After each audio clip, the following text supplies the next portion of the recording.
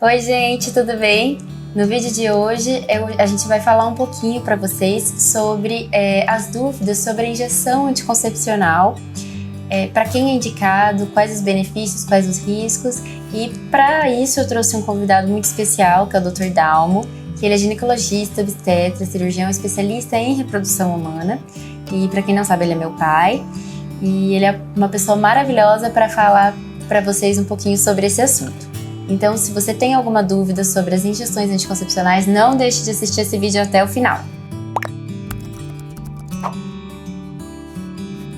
As injeções de anticoncepcionais foram desenvolvidas na década de 60 e tudo começou por uma medicação usada chamada medroxiprogesterona, que foi desenvolvida nos Estados Unidos por um laboratório chamado Upjohn. Esse laboratório foi proibido inicialmente de utilizar essa injeção de medroxiprogesterona para o uso na população dos americanos, das norte-americanas. E havia ali um médico que tinha colaborado nessa pesquisa dessa medicação e que ele já estava no Brasil. O nome dele, professor Dr. Elcimar Coutinho, que eu rendo aqui uma homenagem a ele, que faleceu recentemente.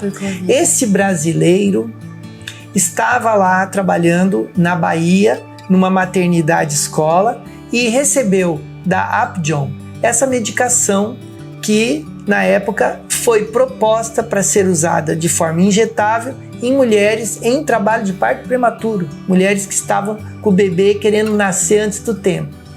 Aconteceu que ele então recebeu essa medicação e começou a usar, abrindo um trabalho de pesquisa para ver se realmente funcionava. E não funcionou, mostrou-se, vamos dizer assim, incompetente para evitar as contrações, consequentemente o nascimento desses bebês prematuros. O professor Elcimar observou que aquelas pacientes que haviam tomado a injeção trimestral, ela é uma injeção que foi bolada para permanecer no organismo da mulher durante 90 dias. Ele percebeu que elas, ao voltarem após o nascimento dos bebês prematuros, elas não estavam menstruando. E muitas delas diziam que ao tomar a injeção, elas foram embora para casa depois do nascimento do bebê e elas não menstruaram mais e também não engravidaram. Ele começou a ficar desconfiado que aquilo poderia ser não um método para prevenção do trabalho de parto prematuro, mas sim um método contraceptivo, um método para evitar a gravidez para uso durante 90 dias. E foi assim que ele então abriu uma outra pesquisa e chegou à conclusão que hoje nós sabemos que é um excelente anticoncepcional. Não funciona como trabalho de parto prematuro, mas funciona como anticoncepcional. O que acontece? Essa injeção passou a ser usada e popularizada, existe disponível nos postos de saúde do Brasil inteiro e está recomendada para mulheres que amamentam. Inicialmente, aquelas mulheres que tiveram o bebê e que após 40, 60 dias do parto passam a ter atividade sexual, estão amamentando, elas podem usar. Porém, o que nós observamos da década de 60 para cá é que essa medicação ela tem alguns efeitos colaterais indesejáveis.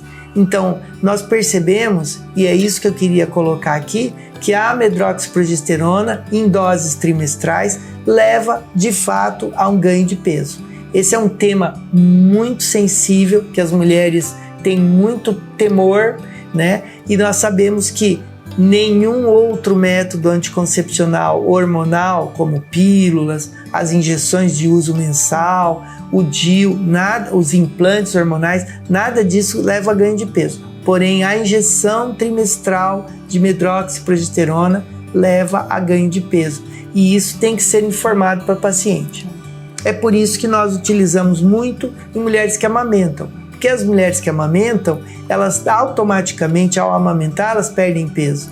Então ela tem uma indicação muito boa para esse tipo de paciente, pacientes em fase de lactação.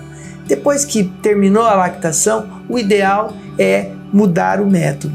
mas eu quis fazer esse histórico para mostrar que foi o primeiro contraceptivo hormonal injetável inventado no mundo por um brasileiro, mas dizer que também é um método que tem seus contras, seus percalços, como por exemplo a questão do ganho de peso. É um método barato, extremamente eficiente, está disponível na rede pública dos postos de saúde. Com uma boa duração. 3 meses. Mas nós temos que alertar os pacientes sobre a questão do ganho de peso. Um último toque é em relação aos efeitos prolongados dessa medicação. Tem pacientes que, ao abandonarem o uso da medroxiprogesterona trimestral, elas podem ficar até 1 ano sem menstruar. Então você que está nos assistindo, que já passou por isso, sabe, é um temor muito grande, mas que não tem assim nenhum efeito colateral maior, mas algumas pacientes mais sensíveis podem demorar um pouco a voltar a menstruar. Exatamente. E eu acho que as dúvidas sobre a medroxiprogesterona são muito, muito frequentes no consultório, né? A gente tem muitas mulheres que querem saber sobre isso, que desejam saber os riscos, os benefícios e se esse método é um método adequado.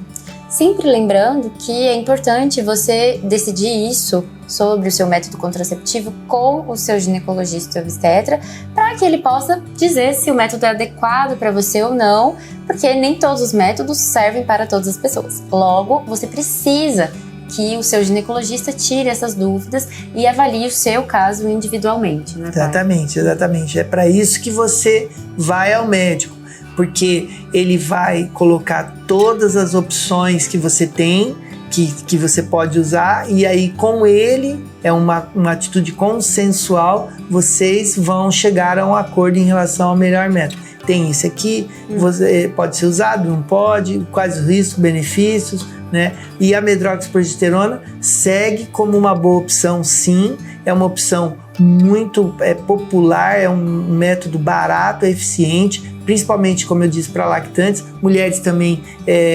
tabagistas podem usar, né? Mas, assim, a restrição, o cuidado é em relação ao ganho de peso. Sim. Gente, então acho que era isso que a gente tinha para falar para vocês sobre a medroxiprogesterona, são as dúvidas mais frequentes que a gente recebe. Se você tem ainda alguma dúvida sobre esse tema, não deixe de deixar aqui nos comentários pra gente, que a gente vai tentar responder. E se você tem alguma sugestão de outro tema que você acha interessante, pode deixar pra gente também nos comentários, né, pai? Que a gente vai vir aqui responder. E queria agradecer mais uma vez sua presença aqui no nosso canal. Muito grande, obrigado. E então, agradecer vocês também por estarem nos assistindo e dizer até a próxima semana. Um beijo. Até lá.